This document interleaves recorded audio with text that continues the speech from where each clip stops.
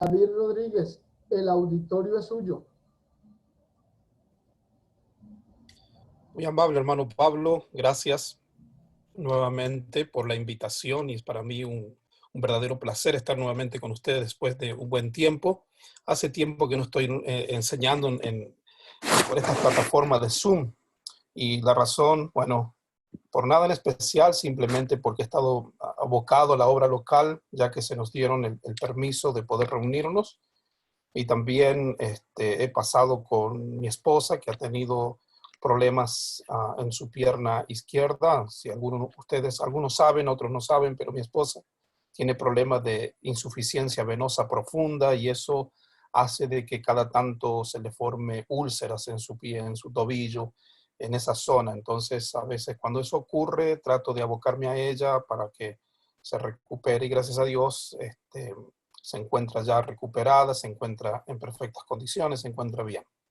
Y también un tío mío, por parte de mi papá, hermano de mi papá, tuvieron que apuntarle una pierna debido a una fuerte diabetes que tiene, y así que él no tiene hijos, también es hermano de la iglesia, entonces he tenido que estar atendiendo y hasta ahora estoy cada día visitándole y con mi esposa y ayudándole en lo que él necesita. Así es que es una de las razones por las cuales no he estado hace tiempo en estas plataformas y doy gracias a Dios porque me permite nuevamente estar con ustedes. Yo sé de la fidelidad de ustedes y del hermano Pablo para llevar a cabo estas reuniones cada día. La verdad que eso yo sé que lleva trabajo y también ha sido de mucho ánimo y de mucha edificación para muchos hermanos. Permítanme compartir pantalla, hermano Pablo, si es posible. Ya pueden mirar, a ver si ya... Sí. Perfecto. Allí se ve, ¿verdad? Sí, dice bienvenido, gracias por estar presente, Dios les bendiga. Ok, muy bien, hermano, gracias por ser mi traductor. Bien, hermanos. Sabemos, hermanos, que todos nosotros vivimos sujeto a la aflicción.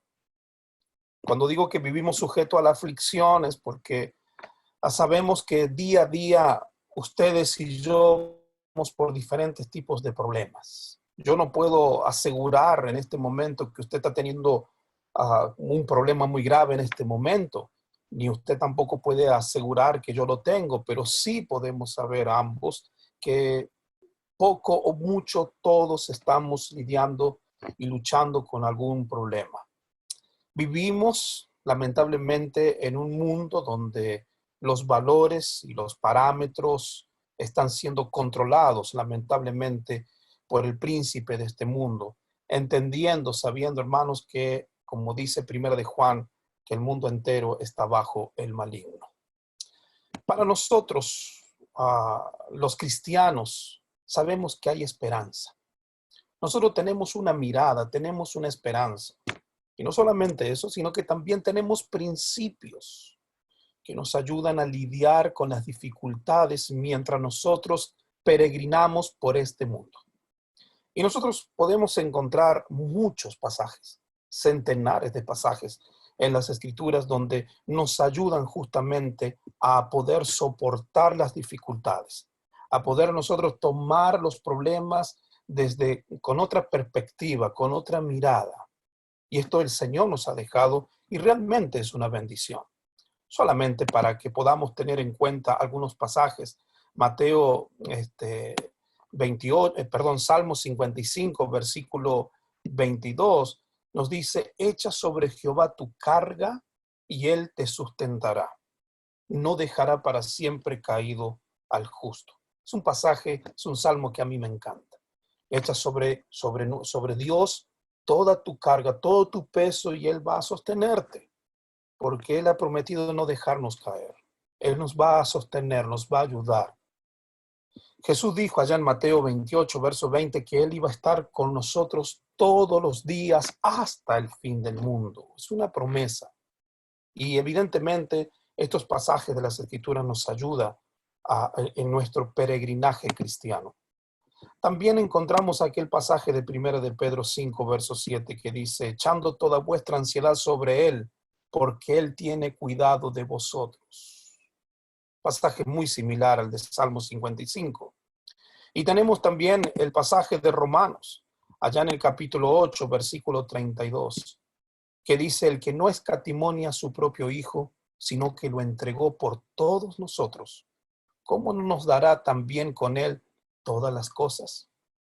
Hermanos y hermanas, si Dios pudo enviar a su propio Hijo para rescatarnos cuando nosotros éramos sus enemigos, ¿qué no hará ahora que somos sus hijos? ¿Qué no hará Dios ahora que tiene comunión con nosotros y que nosotros tenemos comunión con Él?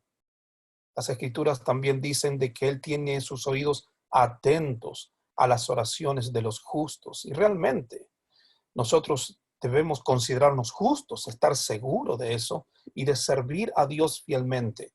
Y una gran bendición frente a las aflicciones de la vida es que los oídos de Dios están atentos a nuestras oraciones, a nuestras peticiones. Hermanos, estas verdades deben consolarnos. Estas verdades deben impregnar en nosotros el ánimo que necesitamos frente a esta vida que muchas veces se torna amarga, muchas veces se torna difícil. Ahora la pregunta que quiero compartir con ustedes, hermanos, es, ¿cuándo tú has sido consolado en medio de tu aflicción con la realidad de que Cristo va a volver? Vuelvo a hacer la pregunta, ¿cuándo tú has sido consolado en medio de tu aflicción, en medio de tu problema, en medio de tu angustia, con la realidad, con la verdad de que Cristo ha prometido volver? La realidad es que los cristianos primitivos solían hallar consuelo con el hecho de saber que el Señor iba a volver. Les invito, hermanos, que me acompañen con sus Biblias. Allí a 1 Tesalonicenses 4, versículo 13, y vamos a leer hasta el 18. Y ahí está el título de este mensaje que quiero compartir con ustedes. Consolados por medio de la segunda venida de Cristo. Y dice allí en 1 Tesalonicenses 4, versículo 13 en adelante. Tampoco queremos, hermanos, que ignoréis acerca de los que duermen, para que no os entristezcáis como los otros que no tienen esperanza. Porque si creemos que Jesús murió y resucitó, así también traerá Dios con Jesús a los que durmieron en él. Por lo cual os decimos esto en palabras del Señor, que nosotros que vivimos, que habremos quedado hasta la venida del Señor, no precederemos a los que durmieron. Porque el Señor mismo, con voz de mando, con voz de arcángel y con trompeta de Dios, descenderá del cielo, y los muertos en Cristo resucitarán primero. Luego nosotros los que vivimos, los que hayamos quedado, seremos arrebatados juntamente con ellos en las nubes para recibir al Señor en el aire, y así estaremos siempre con el Señor. Y el verso 18 finaliza diciendo, por tanto, alentaos los unos a los otros con estas palabras. Es interesante, hermanos, también lo que encontramos a lo largo de este libro de Primera Tesalonicenses. Por ejemplo, allí en el capítulo 5 o en el versículo 11, se nos dice, por lo cual animaos unos a otros y edificaos unos a otros, así como lo hacéis. Porque es interesante que en el capítulo 5, los primeros 11 versículos, también hablan de la segunda venida de Cristo y concluye justamente con estas palabras, animaos unos a otros y edificaos unos a otros como lo hacéis. ¿Qué es lo que motivó al apóstol a escribir estas palabras a los tesalonicenses? ¿Cuál fue la motivación que él tuvo para escribir estas palabras a los hermanos en Tesalónica? Sabemos, hermanos, que la iglesia en Tesalónica estaba bajo muchas presiones, estaba bajo muchas persecución y también con muchas aflicciones. Por ejemplo, en el capítulo 1, dice el verso 6 que ellos recibieron la palabra en medio de gran tribulación. Si observamos el capítulo 2, nos dice que ellos padecieron las mismas cosas que habían padecido las iglesias que se encontraban en Judea, según el versículo 14 y 15. También en el capítulo 3, Pablo envió a Timoteo de una forma especial a fin de que nadie se inquiete de estas tribulaciones, según los versículos 2 y 3. Y cuando nosotros vamos a segunda de Tesalonicenses, en la segunda epístola a los tesalonicenses, Pablo le da las gracias. ¿Y por qué le da las gracias? Bueno, el versículo 4 responde, por vuestra paciencia y fe en todas vuestras persecuciones y tribulaciones que soportáis. Hermanos, hay una realidad. La realidad es que la iglesia en Tesalónica era una iglesia bajo sufrimiento, era una iglesia bajo aflicción, bajo dolor, bajo angustia. Por esta razón, Pablo creo que pertinente recordarles justamente la segunda venida de Cristo. ¿Y por qué les recordó la segunda venida de Cristo? Les recordó la segunda venida de Cristo porque era un motivo que les iba a consolar a ellos. Era un motivo por el cual ellos iban a encontrar esperanza para que ellos siguieran corriendo la carrera que tenían por delante. Por eso la carta a los tesalonicenses, hermanos, son las que más hablan de la segunda venida de Cristo. Por ejemplo, Primera Tesalonicenses en sus 5 capítulos habla en cada uno de ellos del regreso del Señor. Segunda Tesalonicenses en sus 3 capítulos, al menos los 2 primeros, hablan del regreso del Señor. Entonces nos podemos dar cuenta, hermanos, que efectivamente el regreso del Señor era un tema importante para los cristianos primitivos. Para los cristianos en el primer siglo, el regreso del Señor no solo era un tema importante, sino que también era un tema en el cual les traía a ellos mucho ánimo, les traía mucho consuelo.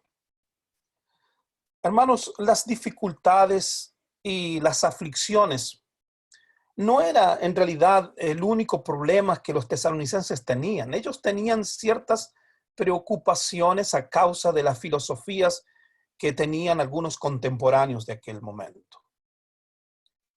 La preocupación de ellos. Bueno, la preocupación de ellos es que ellos se sentían animados por el regreso del Señor, pero una duda les inundaba la mente. Y la duda que tenían es, ¿qué pasaría con aquellos que ya habían partido de este mundo?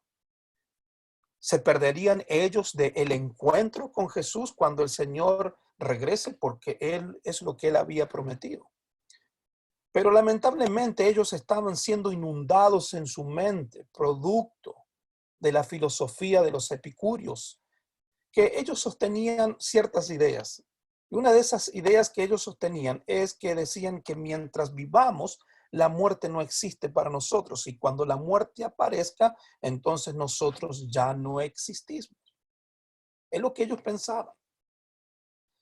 Pero cuando pensamos o leemos este tipo de filosofías, cuando escuchamos esta filosofía, nos damos cuenta que hoy es familiar esta idea. Porque algunos, ¿qué es lo que dicen hoy en día? Algunos recalcan diciendo y afirman diciendo que después de esta vida no hay otra. Y por lo tanto, como no hay otra vida, hay que vivir como uno quiere, satisfaciendo todos los deseos que uno quiere. Y es así como mucha gente les encanta pecar y viven haciendo cosas carnales porque sostienen que después de esta vida no hay otra. Pero la verdad es que Pablo enseña que los que están vivos no tendrán ninguna ventaja con aquellos que ya habían partido. El punto aquí, hermanos, es que la segunda venida de Cristo era un consuelo para aquellos cristianos. Por lo tanto, la segunda venida de Cristo debe ser un consuelo para nosotros. Ahora, ¿en qué sentido debería ser la segunda venida de Cristo un consuelo para ti y para mí ahora que vivimos en el siglo XXI? ¿En qué sentido debe ser la segunda venida de Cristo un consuelo para nosotros, sabiendo de que necesitamos la solución ahora de tantos problemas que a veces tenemos? Bueno, vamos a ver al menos cinco cosas que están implicadas en el regreso de nuestro Señor Jesucristo. La primera de ellas es que cuando Cristo vuelva, nunca más habrá aflicciones y dolor para los suyos. Por ejemplo, si leemos Apocalipsis, allá en el capítulo 21, versículo 4, se nos dice: enjugará Dios toda lágrima de los ojos de ellos, y ya no habrá muerte, ni habrá más llanto, ni clamor, ni dolor, porque las primeras cosas pasaron. Hermanos y hermanas, sabemos que las lágrimas muchas veces son el producto del dolor y el sufrimiento. Al menos en este pasaje de Apocalipsis podemos ver cinco causas o cinco cosas que el pecado causa, mejor dicho. Cinco cosas que el pecado causa. ¿Y qué es lo que causa el pecado? Lágrimas, causa muerte, causa llanto, causa el clamor, dolor, causa todas estas cosas. Lágrimas, muerte, llanto, clamor, dolor. Pero cuando Cristo venga, dice el pasaje que Él enjugará las lágrimas de todos nosotros.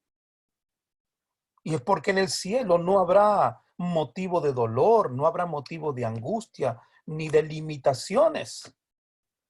¿Cuántos de nosotros, usted y yo, conocemos hermanos que tienen limitaciones en lo físico? Hermanos que tienen problemas en la vista, que algunos de ellos son ciegos, no pueden ver.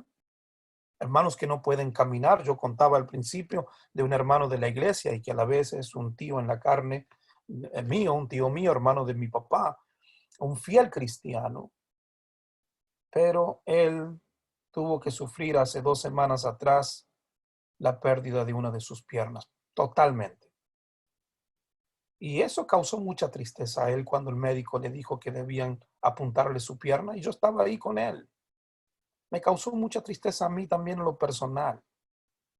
Pero una de las cosas en el cual buscamos el consuelo, tanto principalmente para él y para mí y para toda la familia, es que son cosas de este tiempo presente, que son lágrimas, llanto, dolor, tristeza, solamente para esta vida. Pero en el cielo no existirán estas cosas.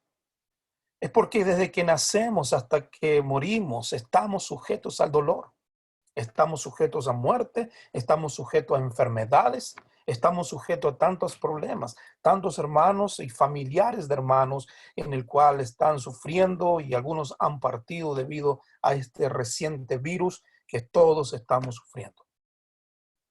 Pero nuestro Dios nos dará un cuerpo nuevo, libre de estas limitaciones, libres de estas dificultades, libre de todas estas cosas que muchas veces causan tristeza.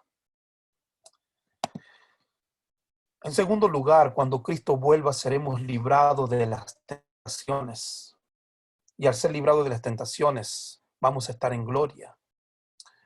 Allá en Colosenses 3, versículo 4, dice: cuando Cristo, vuestra vida, se manifieste, entonces vosotros también seréis manifestados con Él en gloria.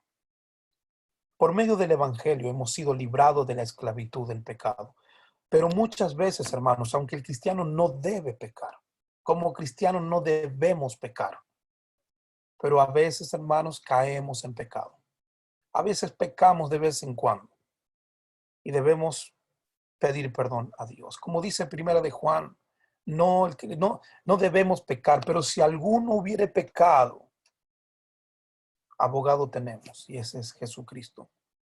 Y esto es producto justamente de vivir en un mundo pecaminoso, en un mundo donde muchas cosas tan malas se permiten. Pero tenemos la promesa para consolarnos, la promesa de ser semejantes a Él. Primera de Juan 3, verso 2 nos dice: amados, ahora somos hijos de Dios y aún no se ha manifestado lo que hemos de ser. pero sabemos que cuando Él se manifieste seremos semejantes a Él, porque le veremos tal como Él es. ¿Cuántos de los que estamos aquí, hermanos y hermanas, queremos ver a Jesús, a Dios, al Espíritu Santo, a los que están ahí, tal como ellos son? Yo tengo esa esperanza, hermano. ¿Y tú? Todos debemos tener esa esperanza. Y esa esperanza, ese deseo debe motivarnos a nosotros, a darnos la fuerza que necesitamos para poder seguir adelante, para poder enfrentar las dificultades y poder tener nuestro ánimo en la mejor manera, de no apagar nuestro espíritu en medio de las aflicciones, en medio de las dificultades, en medio de la tristeza, en medio del dolor. Aún así, debemos tratar de siempre, hermanos, con estas palabras, con estas promesas que Dios ha dejado en su palabra, para que nosotros levantemos día a día nuestro ánimo. Hay un pasaje hermoso y es el de Romanos 8, verso 17 hasta el 23. Dice el texto: y si hijos, también herederos, herederos de Dios, coherederos con Cristo, si es que padecemos juntamente con Él, para que juntamente con Él seamos glorificados.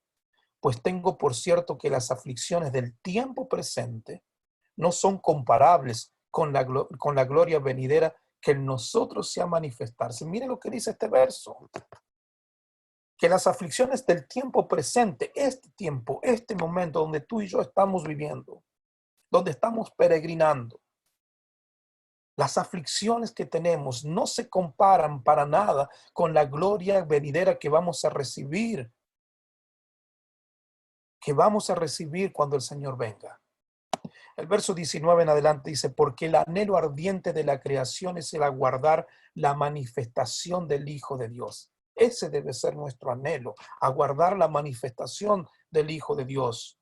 Porque la creación fue sujetada a vanidad, no por propia voluntad, sino por causa del que la sujetó en esperanza. Porque también la creación misma será libertada de esclavitud de corrupción y la libertad gloriosa de los hijos de Dios. Porque sabemos que toda la creación gime a una y a una está con dolor de parto hasta ahora. Y no solo ella, sino que también nosotros mismos, que tenemos las primicias del Espíritu, nosotros también gemimos dentro de nosotros mismos, esperando la adopción, la redención de nuestro cuerpo. Vemos aquí en este pasaje algo hermoso.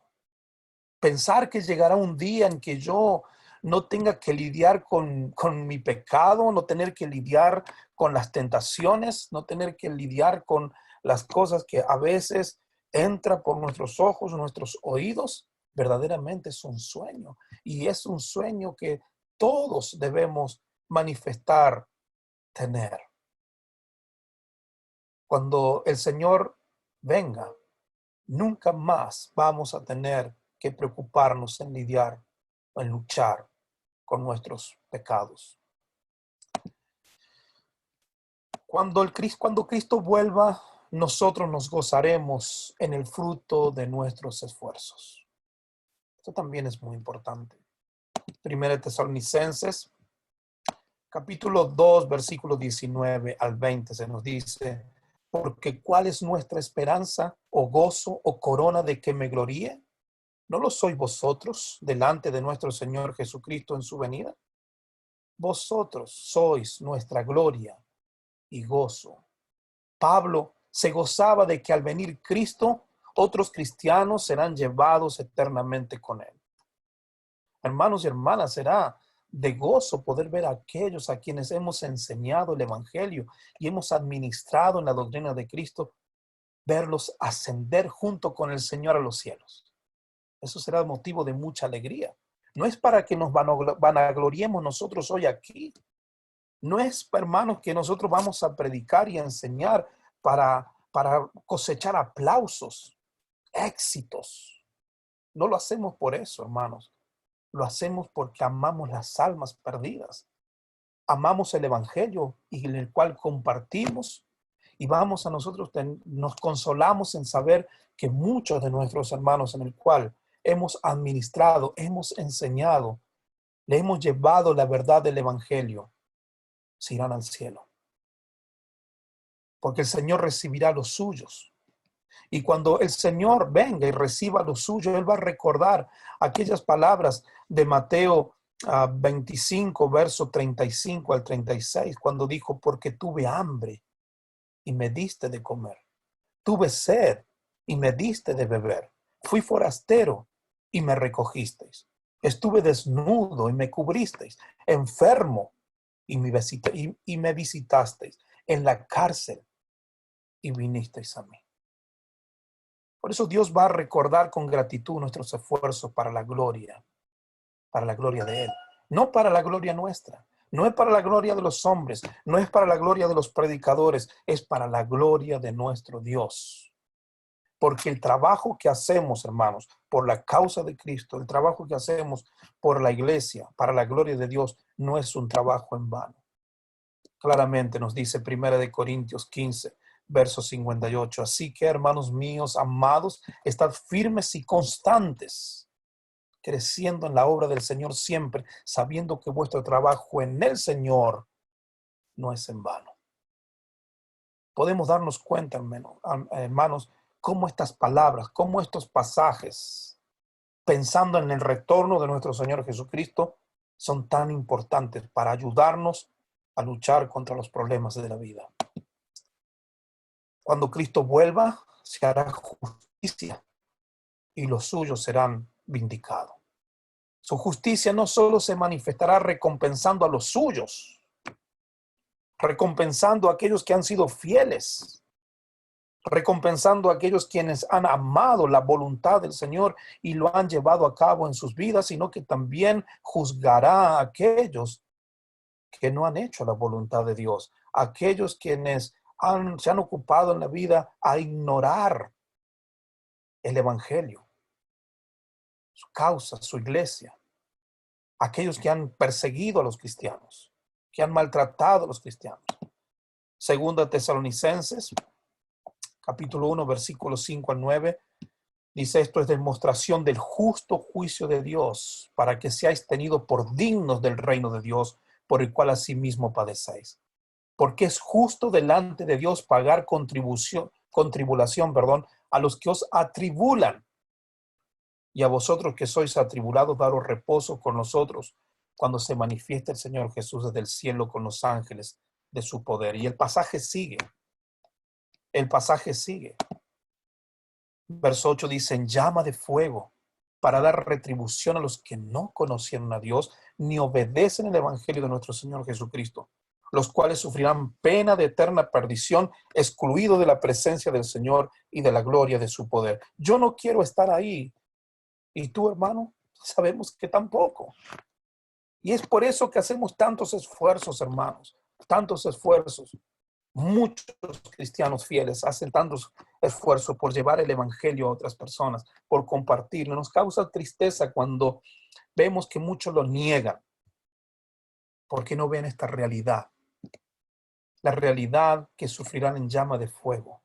Van a recibir su retribución porque no se preocuparon de conocer a Dios, no obedecieron el evangelio de nuestro Señor Jesucristo. Y dice que sufrirán pena de eterna perdición, excluido de la presencia del Señor. Y esto es lo que nosotros necesitamos predicar y enseñar, porque lamentablemente dentro del mundo sectario, la palabra infierno, la palabra pecado, la palabra arrepentimiento, son palabras que no se utilizan en sus predicaciones.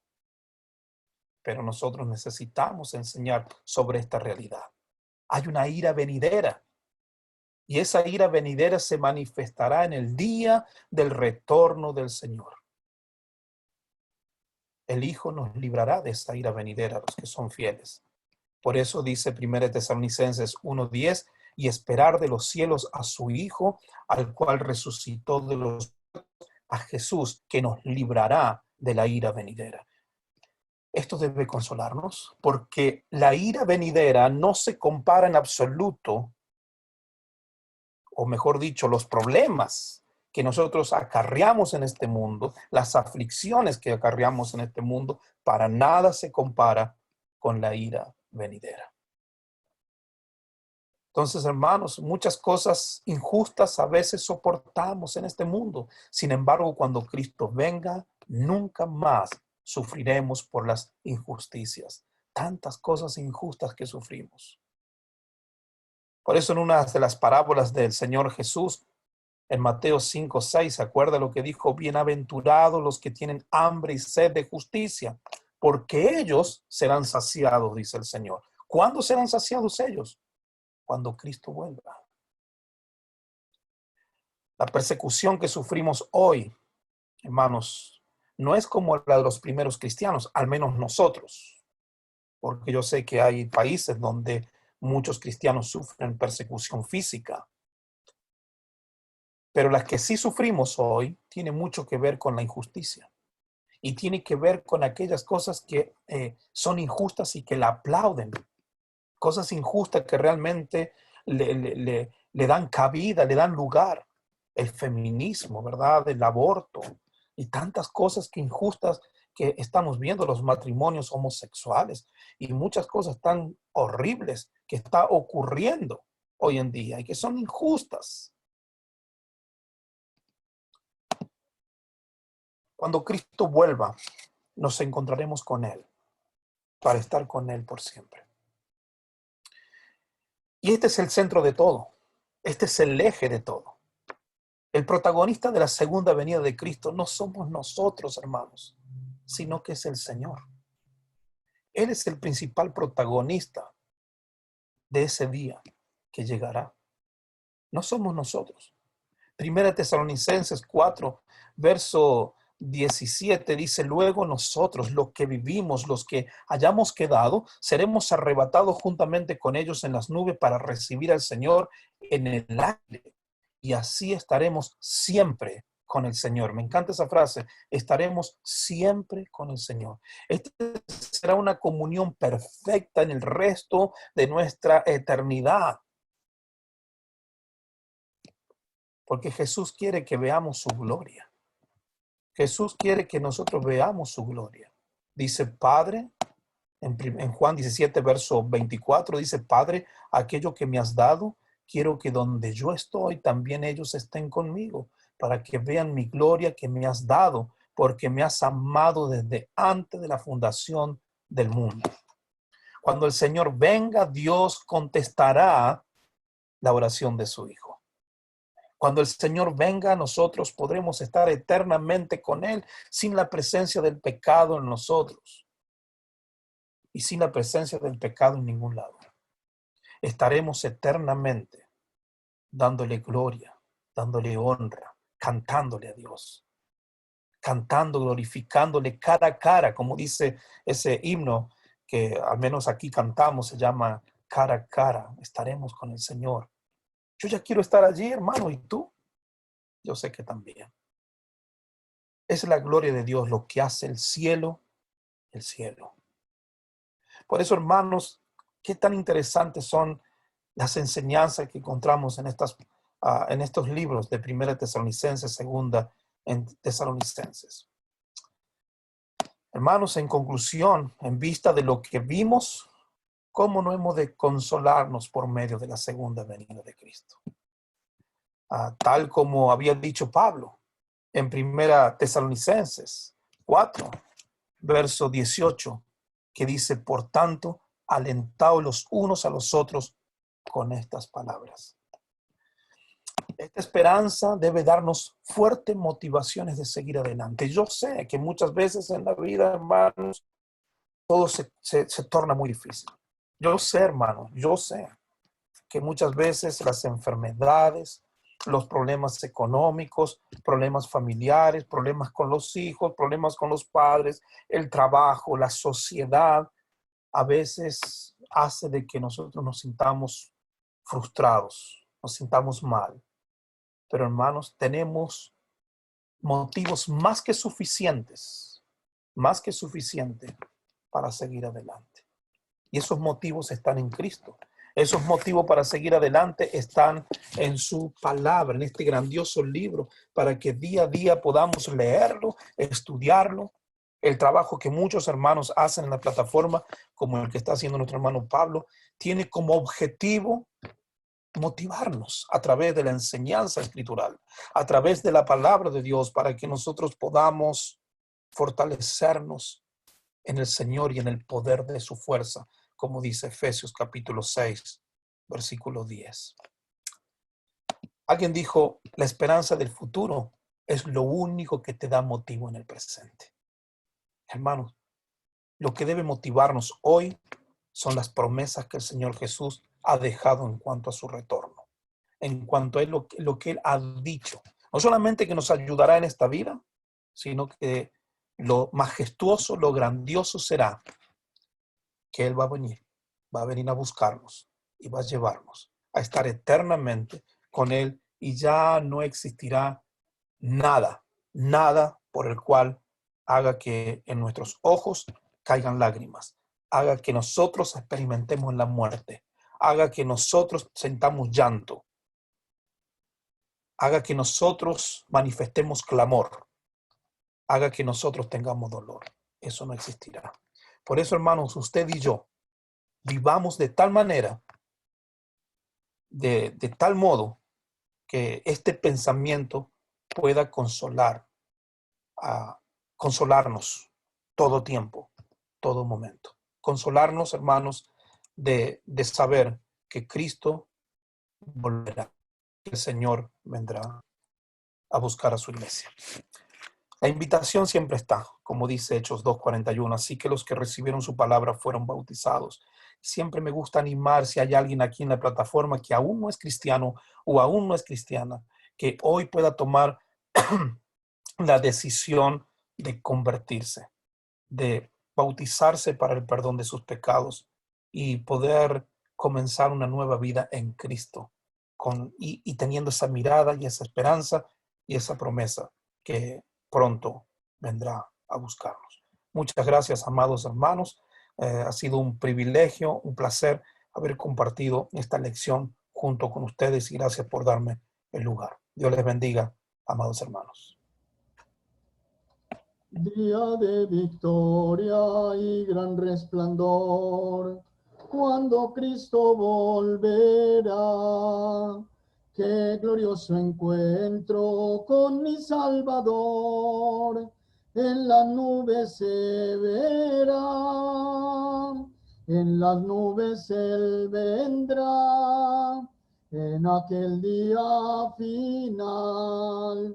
Cristo el Salvador muy pronto volverá, un gran día sin igual. Día de gran gozo, día sin igual, cuando Cristo volverá. De esta tierra iremos a la celestial, Cristo allí nos honrará. En las nubes Él vendrá, en aquel día final. Cristo el Salvador muy pronto volverá, un gran día sin igual.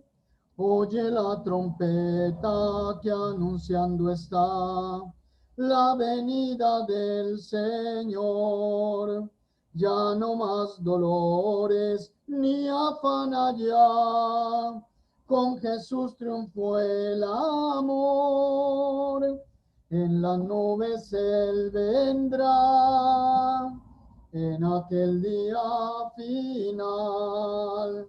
Cristo el Salvador muy pronto volverá, un gran día sin igual. Oremos.